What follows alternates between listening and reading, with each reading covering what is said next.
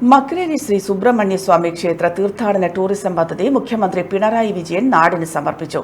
യഥാർത്ഥ ചരിത്ര വസ്തുതകൾ കൊണ്ട് നുണകളെ നേരിടാൻ നമ്മളെ പ്രാപ്തരാക്കുന്ന വിജ്ഞാനശാലകളാണ് മ്യൂസിയങ്ങളെന്ന് മുഖ്യമന്ത്രി പറഞ്ഞു.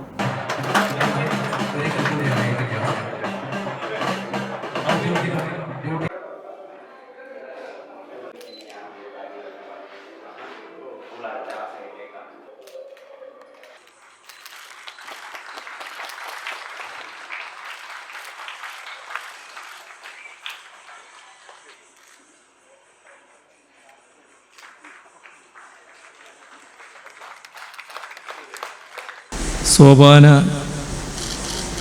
സംഗീത മ്യൂസിയം എല്ലാവരുടെയും അനുമതിയോടെ നാടിന് സമർപ്പിച്ചതായി ആദ്യമായി അറിയിക്കട്ടെ.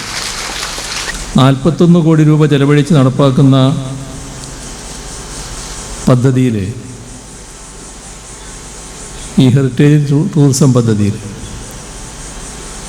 കോഴിക്കോട്, കണ്ണൂർ, വയനാട് ജില്ലകളിലെ 11 ആരാധനാലയങ്ങളിലെ അടിസ്ഥാന സൗകര്യങ്ങൾ വിപുലപ്പെടുത്തുന്നുണ്ട്. അതോടൊപ്പം അവയോടനുബന്ധിച്ചുള്ള വിനോദസഞ്ചാര കേന്ദ്രങ്ങളുടെ വികസനവും നടപ്പാക്കുകയാണ്. അതിൻ്റെ ഭാഗമായാണ്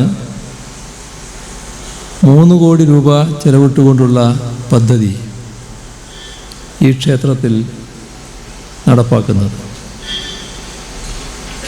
മക്രേരിയിലെ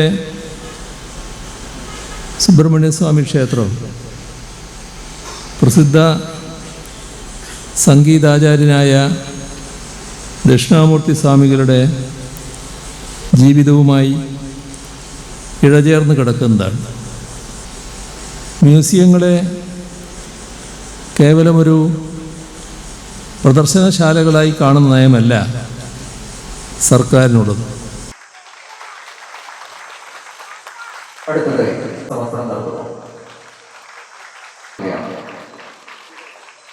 ഉദ്ഘാടന ചടങ്ങിൽ മ്യൂസിയം വകുപ്പ് മന്ത്രി രാമചന്ദ്രൻ കടന്നപ്പള്ളി അധ്യക്ഷത വഹിച്ചു. Doctor B Sivadasan M P, ജില്ലാ panchayat president advocate K Ratnakumari എന്നിവർ വിശിഷ്ട അതിഥികളായി. തലശ്ശേരി പൈതൃക ടൂറിസം പദ്ധതിയിൽ ഉൾപ്പെടുത്തി 5 കോടി 62 ലക്ഷം രൂപ ചെലവഴിച്ചാണ് ക്ഷേത്ര തീർത്ഥാടന ടൂറിസം പദ്ധതി നടപ്പിലാക്കിയത്. മെയ് 1 മുതൽ museum പൊതുജനങ്ങൾക്കായി തുറന്നുകൊടുക്കും.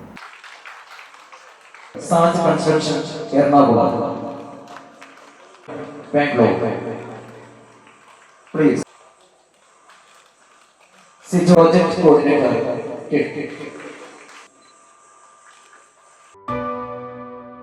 AKG Memorial Cooperative Hospital, Kannur.